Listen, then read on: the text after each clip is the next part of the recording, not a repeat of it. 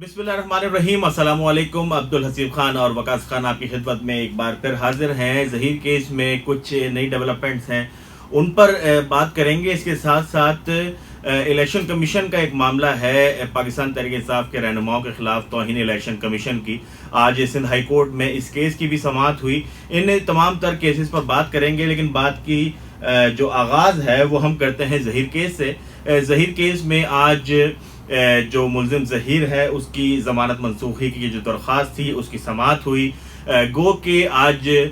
अदालत में चूँकि वकला की जानिब से हड़ताल है तो इस केस की समाअत नहीं हो सकी और तारीख़ मुकर्रर हो गई है। लेकिन जो ये केस था, ये केस है मुलजिम ज़हीर की ज़मानत मनसूखी की। मुद्दई मुकदमा है मेहदी काज़मी, उन्होंने अदालत में दरख्वास्त दायर की थी कि मुलजिम ज़हीर उनको हरासा कर रहा है और उनकी फैमिली को परेशान कर रहा है। कई दफ़ा उसने व्हाट्सएप के थ्रू रब्ता किया और जिसकी वजह से वो ज़हनी अज़ियत के शिकार हैं, और उन्होंने अदालत से ये इस्तदा की कि मुलजिम ज़हीर अपनी ज़मानत का गलत फ़ायदा उठा रहा है, लिहाजा मुलजिम ज़हीर की ज़मानत मनसूख की जाए। इस केस में जो मुद्दई मुकदमा के वकील हैं जिब्रान नासिर, उनके दलाइल मुकम्मल हो चुके हैं। आज मुलजिम ज़हीर के वकला की जानिब से दलाइल दिए जाने थे, लेकिन वकला की हड़ताल के बाइस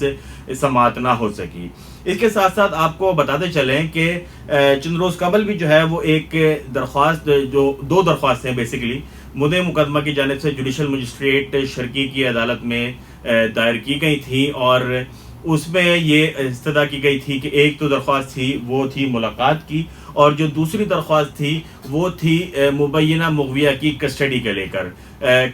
लेकर। और इस दोनों दरख्वास्तों पर जो है वो एक दरख्वास्त पर, यानी जो मुलाकात की दरख्वास्त थी, उस पर अदालत ने फ़ैसला महफूज कर लिया है और वो 31 अक्टूबर तक वो फ़ैसला सुनाया जाएगा। इसकी तफसील आप बाद में बताइएगा, पहले हम ये बता देते हैं कि हड़ताल है क्यों। हाँ बिल्कुल, आज जो है वो सिंध हाई कोर्ट और सिटी कोर्ट समेत तमाम ही अदालतों में जो है वकला की जानिब से हड़ताल की गई। पाकिस्तान बार काउंसिल की जानिब से हड़ताल की कॉल दी गई थी। पाकिस्तान बार काउंसिल हड़ताल आखिर दी क्यों, पहले तो ये बता दें। और सुप्रीम जुडिशल काउंसिल का इजलास भी है, उस इजलास के अंदर क्या चीज़ होनी है, क्या मुद्दा है, वकला क्यों हड़ताल कर रहे हैं। देखें हसीब, ये एक बहुत ही पुराना मामला है। जब जस्टिस मुनीब अख्तर और जस्टिस मोहम्मद अली मजहर को सुप्रीम कोर्ट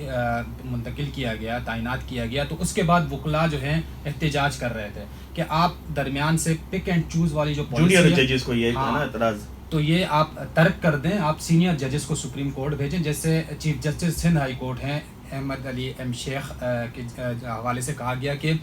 ये सीनियर हैं, आप इनको नहीं उठा रहे और आप दरमियान से जूनियर जजेस को जो है सुप्रीम कोर्ट मुंतकिल कर रहे हैं, ये रवैया जो है ठीक नहीं है। तमाम वो मामला तब भी एहतजाज हमने देखे, करते करते मामला आगे बढ़ गया, लेकिन अब बिलाखिर फिर जस्टिस मोहम्मद शफ़ी हैं, शफ़ी सिद्दीकी हैं, और इसके साथ साथ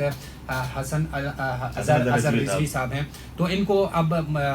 मुंतकिल किया जा रहा है सुप्रीम कोर्ट। इस पर भी एक बार फिर वकला सरापा एहतजाज हैं, और वो ये कह रहे हैं कि आप एक पॉलिसी मुरतब करें कि आप जजेस को तैनाती, सुप्रीम कोर्ट में तैनाती का तरीक़ाकार क्या होगा। सीनियर जजेस का ये मौक़िफ़, वकला का ये मौक़िफ़ है। और जहाँ तक स्ट्राइक की बात है, तो आज सिंध हाई कोर्ट में भी हमने देखा, और मकामी जो अदालतें हैं, जो लोकल कोर्ट्स हैं, वहाँ पर भी हमने देखा वकला कुछ हद तक पेश हो रहे थे चैम्बर्स में। अदालती उमूर तकरीबन यानी 60% तक मुअत्तल रहे, और वकला का यही है, डिमांड उनकी यही है कि आप जो है एक तरीक़ेकार वज़ा करें जिसके तहत ये तैनाती, क्योंकि सुप्रीम कोर्ट बहुत आला इदारा है पाकिस्तान का, और वहाँ पर तैनाती सीनियरिटी बेस पर होनी चाहिए, न कि पिक एंड चूज़ वाली पॉलिसी हो। जूनियर्स को आप अपनी मनमानी, जिस तरीके से चीफ जस्टिस पाकिस्तान के लिए एक पॉलिसी जो है वो मौजूद है कि जो सीनियरिटी लिस्ट बनती है, हमें पता होता है कि जी अगले चीफ जस्टिस साहब कौन है और उनके बाद अगला आने वाला चीफ जस्टिस जो है वो कौन होगा। तो इसी तरीके से मुतालबा यही किया जा रहा है कि जिस तरीके से सीनियरिटी लिस्ट मुरतब सुप्रीम कोर्ट के चीफ जस्टिस के लिए की जाती है, सुप्रीम कोर्ट एलिवेशन के लिए भी इसी तरह का एक जो है वो एक मैकेनिज्म बना दिया जाए, ताकि ये पिक एंड चूज़ वाला मामला जो है ये ख़त्म हो सके। बिल्कुल ऐसे ही है। अब हम बढ़ते हैं, क्योंकि अब पता चल गए लोगों को कि एहतजाज। बिल्कुल, अब आप तफसील बताएं कि असल में दरख्वास्तें, मुद्दई मुकदमा की ज़हीर केस में दरख्वास्तें क्या हैं और उन पर मामला कहाँ तक पहुँचे। जी बिल्कुल वकास, दो दरख्वास्तें जो है वो लगाई गई थी मुद्दई मुकदमा मेहदी काज़मी की जानिब से। पहली दरख्वास्त जो है वो मुलाकात की थी जुडिशल मजिस्ट्रेट शर्की के रूबरू, और दूसरी दरख्वास्त में उन्होंने जो है वो मुबैना मुग़विया की हवालगी की इस्तदा की है। گارڈین اینڈ وارڈ ایکٹ کے تحت یہ درخواست لگائی ہے،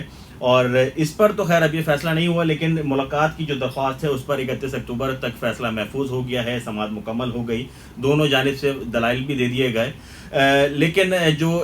حوالگی کا معاملہ ہے اس پر ابھی تک جو ہے وہ سماعت مکمل نہیں ہو سکی، وہ معاملہ جو ہے وہ ابھی کنٹینیو ہے۔ یہ تو تھی ظہیر کیس کے حوالے سے اپڈیٹ۔ آج کیس کی سماعت نہیں ہو سکی اور جو ہے وہ تاریخ ہو گئی ہے، لیکن اس کے ساتھ ساتھ سندھ ہائی کورٹ کے اندر جو ہے وہ آج پاکستان تحریک انصاف کے رہنماؤں کی